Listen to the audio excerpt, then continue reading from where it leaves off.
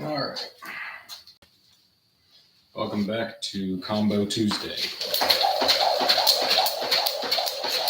Took a break last week because I had I tweaked my back for moving mulch in the garden orchard. Yeah, jumping rope with a set of keys in my pocket is uncomfortable. And since I didn't start the timer, I'm going to be jumping for a while before I'm waiting for it to beep. So I took a break last week. Discretion being the better part of valor. But back this week. So for the last few sessions, I've been working on rotational techniques. So the round punches, hooks, and round kicks, the roundhouse and switch kick.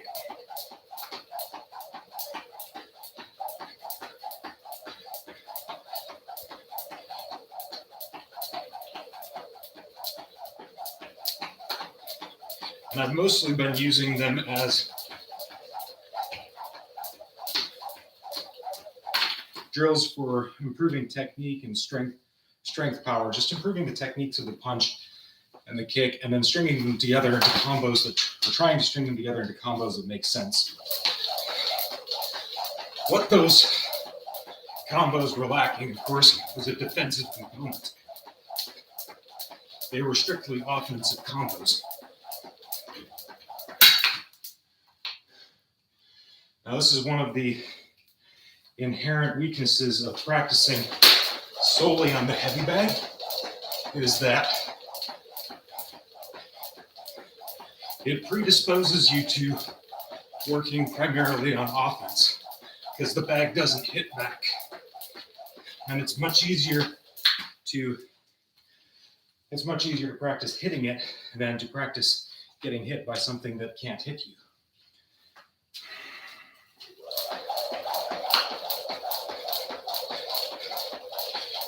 Now, this is a fatal error if you are ever planning on being in a fight, or if you're ever planning on using what you practiced to defend yourself in a fight. Now, there is a certain utility in just being able to hit somebody really, really hard without breaking your hand. Like, if you can do that, you've gone a long way towards self-defense.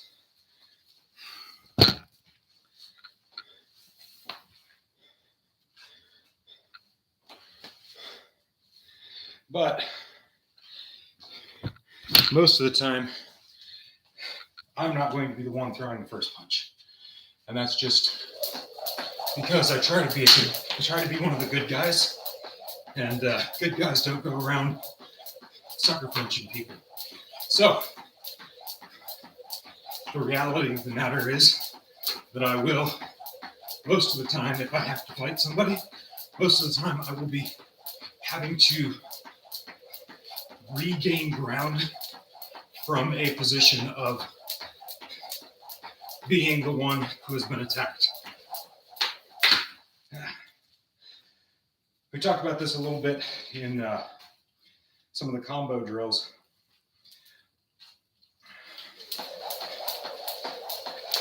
About tactical combos, the difference between a combo that you might throw in the ring, where you're at least starting off on equal footing, and a combo that you might throw in the street, where you're assuming that you've already been hit, pushed, shoved, stabbed, or at least attacked in some way, and you're fighting back from that deficit. Not jumping. I really suck at jumping rope. I promise I was much better at it on Thursday.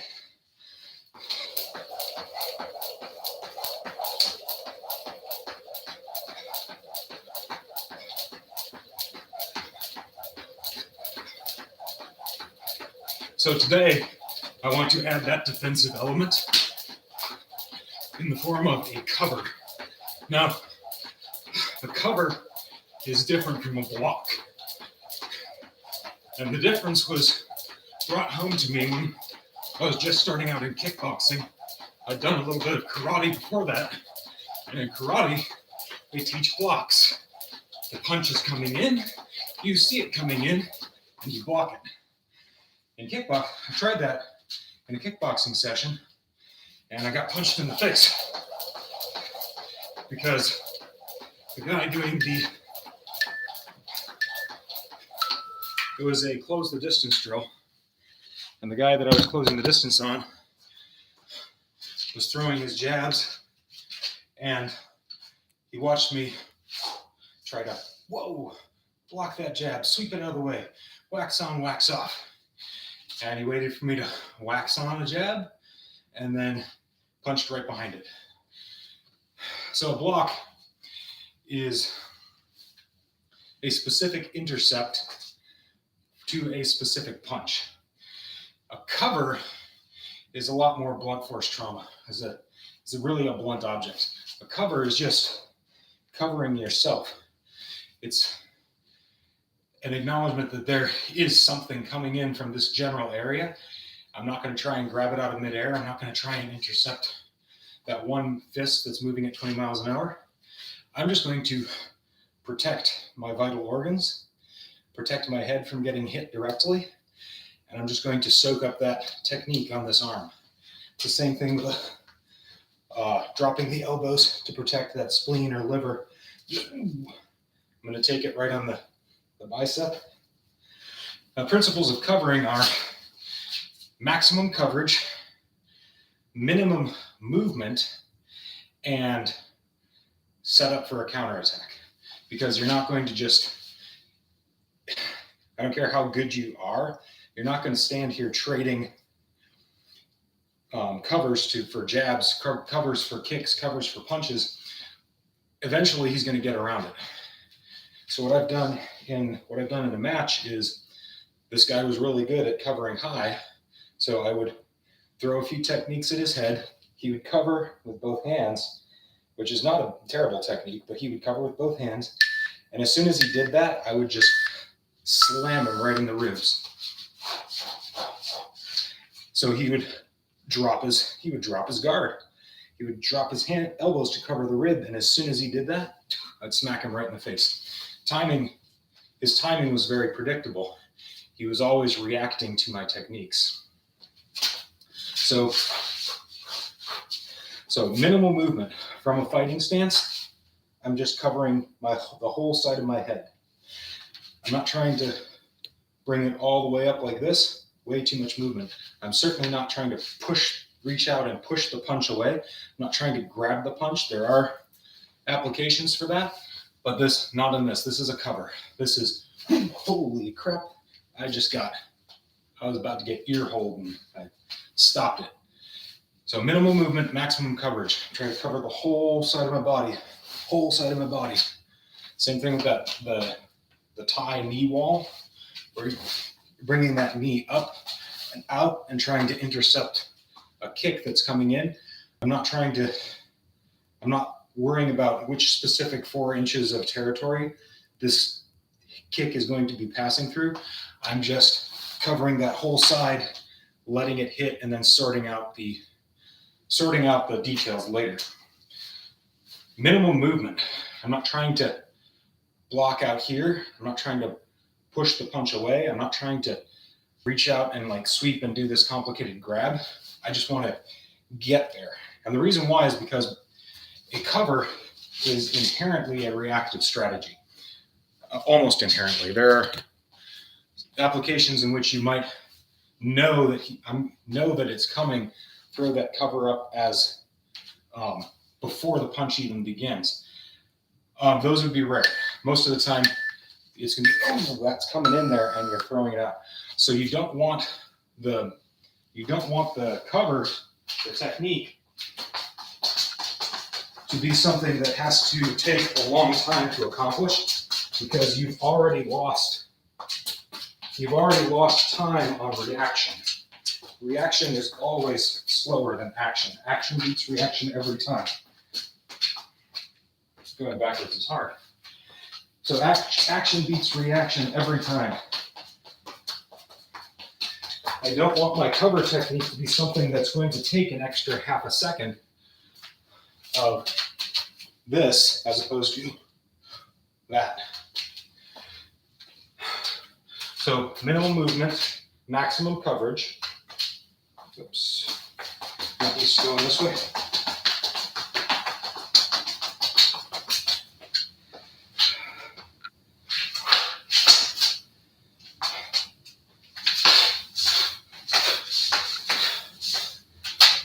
What am I doing? I can't do two things at once.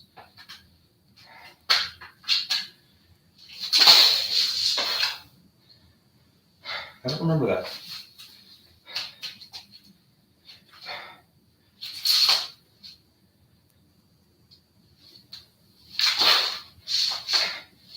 There we go.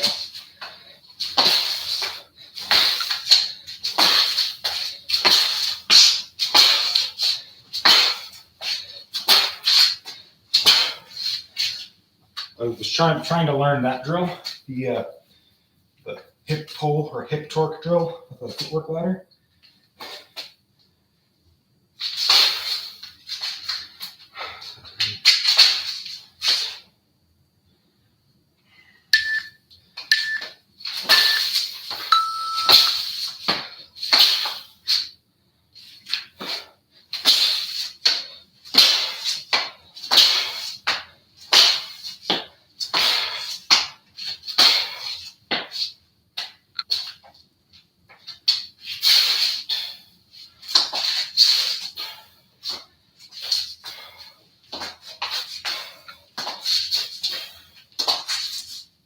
No, I need to review that on the YouTube video. Let's just work on something that I actually know how to do. Kind of.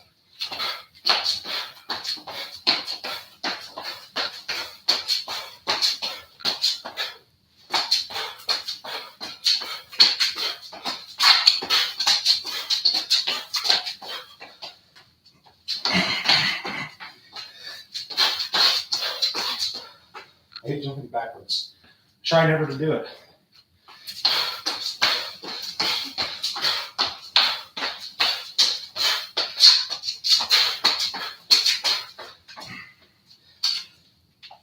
It was always drilled into me.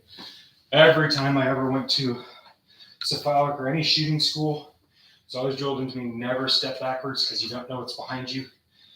You look really cool until when you're moving backwards and shooting, until you trip over something and you're flat on your back shooting up into the air uselessly.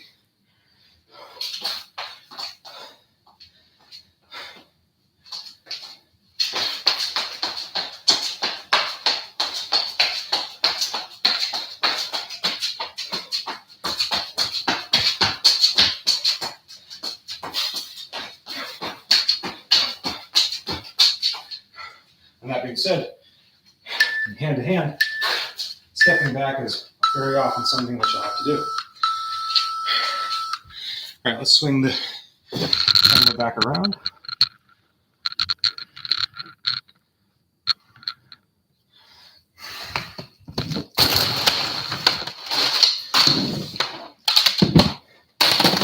And set up the round timer.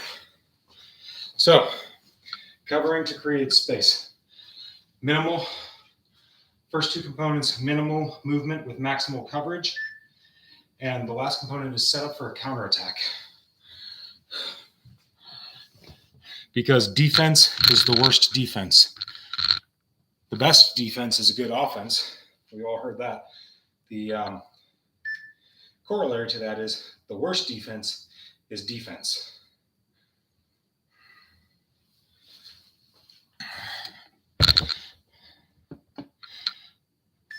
So for the initial round, I'm just going to cover and counterattack. I usually stand in a southpaw, so we'll start with the left cover.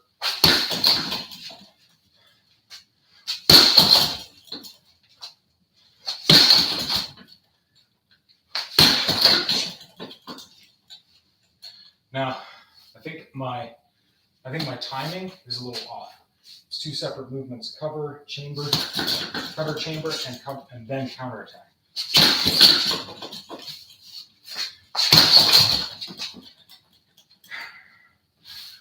things about covering is that you don't want to stand still and cover if at all possible. You want to change your angle a little bit. Ideally, you would be stepping offline. So if the punch is coming straight in at me like this, I'm covering and stepping offline and then punching over the top of it. If the punch is coming in from the right side, right-handed fighter, right shoulder, left shoulder, it comes straight in and I can cover and step offline. His arm is now past me right here and I can counter punch right over the top of it. Get that kind of looping over the top. Almost a reverse punch at that point. Honestly, I nod towards that offline movement, but I don't think I'd actually do it. I don't think I'd have time to. And what if you've got that looping punch where it's instead of a straight punch coming in like this, it's a roundhouse coming into the side. And that's that big kind of brawler haymaker coming in. So here's his right shoulder. The fist is coming in this big looping trajectory. And I'm just kind of covering and stepping into it with a right straight counter. And I would hesitate to call it a jab because as I'm throwing from here, if I really stand and throw from here, yeah, that's a jab. But if I'm cutting off the angle, I'm now changing the orientation of my hips. I'm now in an orthodox stance, and it becomes a reverse punch, a rear punch. It becomes that number 2. Why would I be stepping into that left cover if the punch is coming from my left? There's a couple of reasons for that. One is I want to make all of my reactions as straightforward as possible. I want them all to be as much the same as possible, regardless of where that technique is coming from. So anything that's coming from that left side, anything, even if it's a stab to my ribs, I just want to cover and get in there with that counterattack. So, is it a snappy jab? Not really. This is why I'm talking about creating space. It's not a knockout. In order for me, as a relatively untrained fighter, in order for me to generate a real knockout punch with that right hand, I have to set up for it. I have to have good timing, good distance, and I have to know it's coming and really throw it. I'm strong, but I'm not fast on those techniques. Instead, what I'm essentially doing is pushing him, is changing his position. So I'm covering and coming in. I'm just throwing this out there to get it in his face somewhere, to get his head offline, to get his center movement, to get him to step back a little bit, to take back the initiative. It's a counter blitz.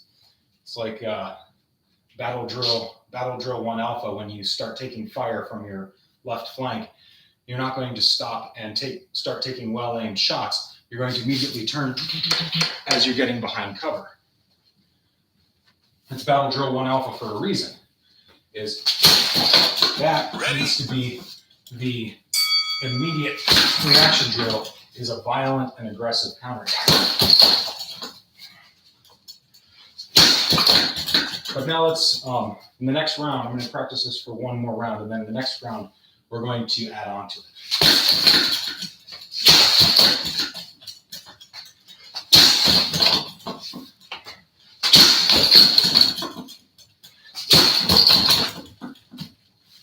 Now, am I worried about breaking my hand on this dude's skull? Maybe, a little bit, yes. So a better counterattack would probably be a straight palm strike. So let's try that for a little bit. And I think that actually increases the reaction time because it's kind of coming in at the same time as the punch, or as the cover. Whereas with the punch, I'm chambering as I'm covering and then throwing the punch. A good way to practice that is on the post. because if I can hit this and not break my knuckles, it means I'm not hitting it that hard. My torso, my core, my legs are stronger than the bones in my hand. If I were to punch this post as hard as I could, I'd break it. But I can heel strike it very, very hard and not break my hand. All right, so I'm going to change it up a little bit. Let's say it's coming in. Let's say this is some weirdo and it's coming in from my right side. So for either he's a southpaw and he's standing in this kind of orientation, or more likely, he's just got the angle on me. So that's coming in from over here. Again, I'm going to have to reorient myself. So I'm covering as I'm angling, putting him in my target zone, and then throwing that reverse punch.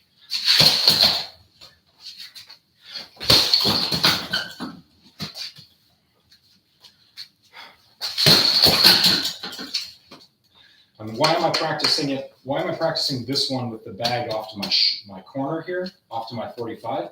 Is because statistically speaking, most people are right-handed. Not many people are going to be in front of me and begin with a left hook or a left straight. And those who are, it's essentially the same movement. I'm going to be covering, turning, kind of pivoting off line, and trying to get that counterattack in. Let's close the distance a little bit. Let's say this guy got really close. And now he's right here and he's hitting me.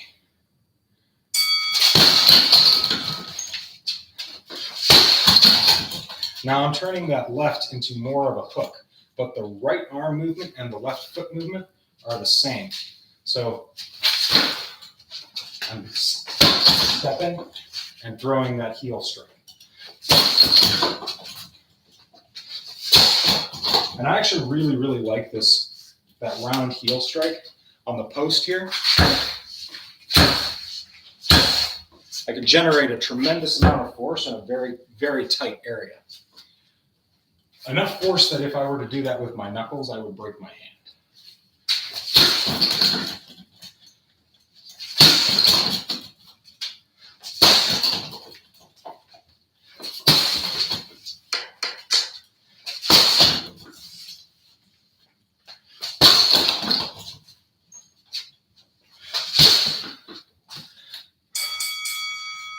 So kind of missed on that last one. Close enough, and you miss with that heel strike, you can always just keep it going and turn it into an elbow. But that's why it's important to get that angling footwork. So again, minimal movement, maximum coverage, and set up for a counterattack. That's what that footwork does. I'm reducing the amount of territory that's in the line of his attack. I'm trying to set up for that counterattack. So let's work that elbow now.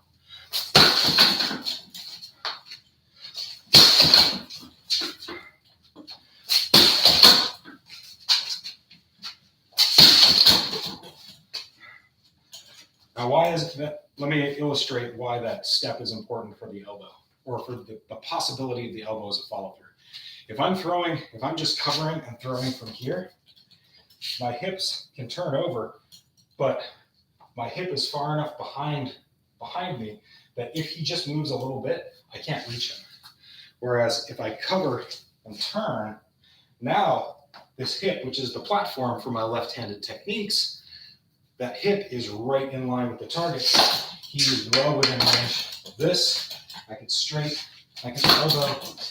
Getting that angle on him is critical.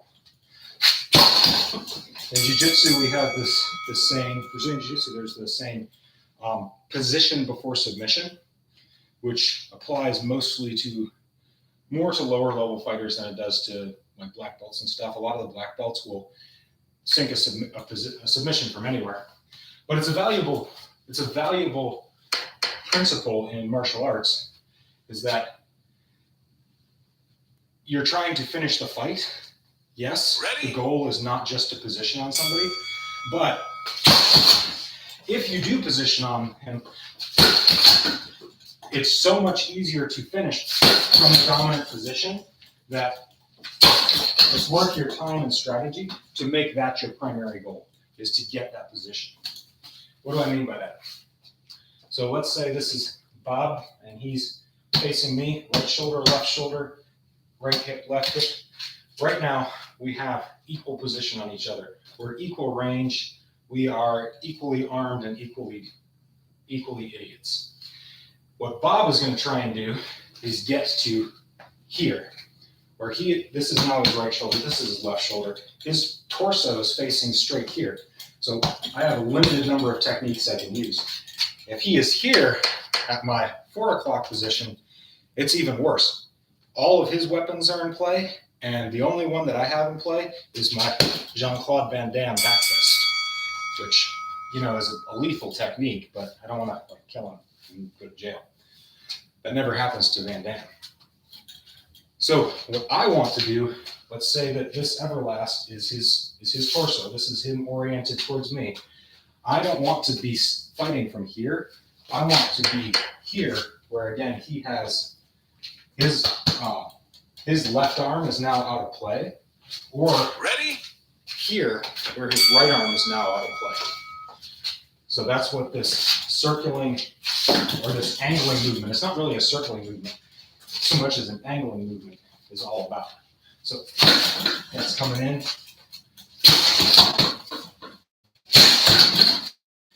Is just line. And yes, I have a bias towards moving my left foot. And the reason why is because I have practiced southpaw for almost 20 years now. 20 years, it's kind of pathetic that I'm not better than I am. But that's what I practiced, such as it is, and that's where I'm most comfortable, is angling to my left.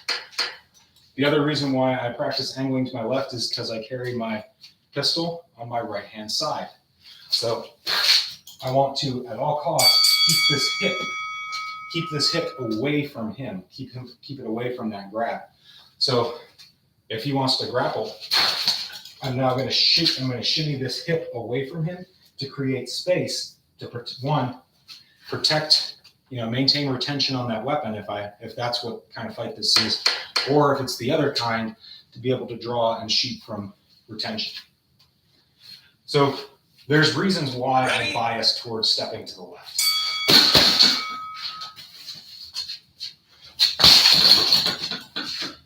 Now let's change it up a little bit. So I'm going to cover with that right hand, but we're still at a distance. So I'm going to cover, try and get that straight arm in, that reverse number 2 in. So I'm going to cover, get that number 2, and then we're going to try and create even more space, because I really don't want to fight this guy.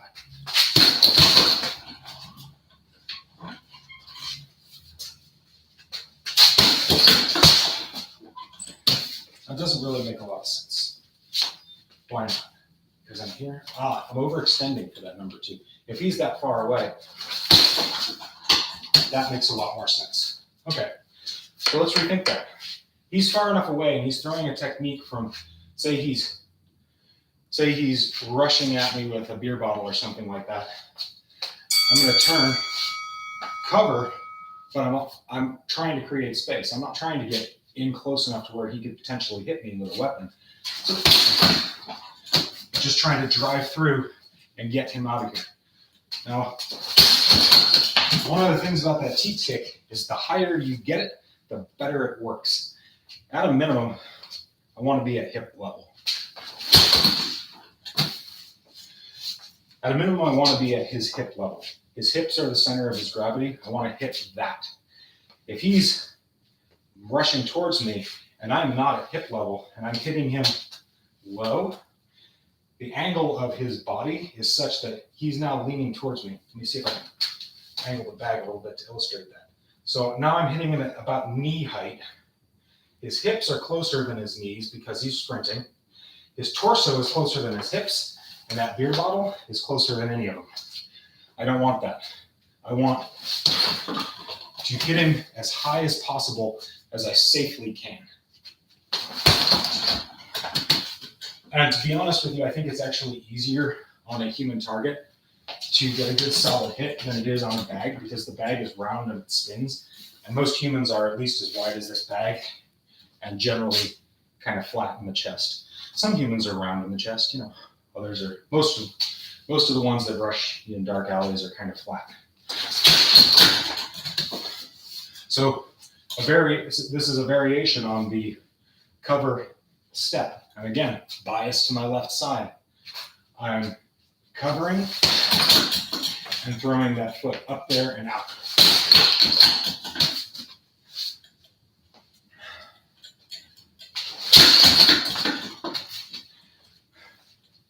And that's what I'm going to be working on today. So thanks for joining me as I think through all this, and we'll see you next time.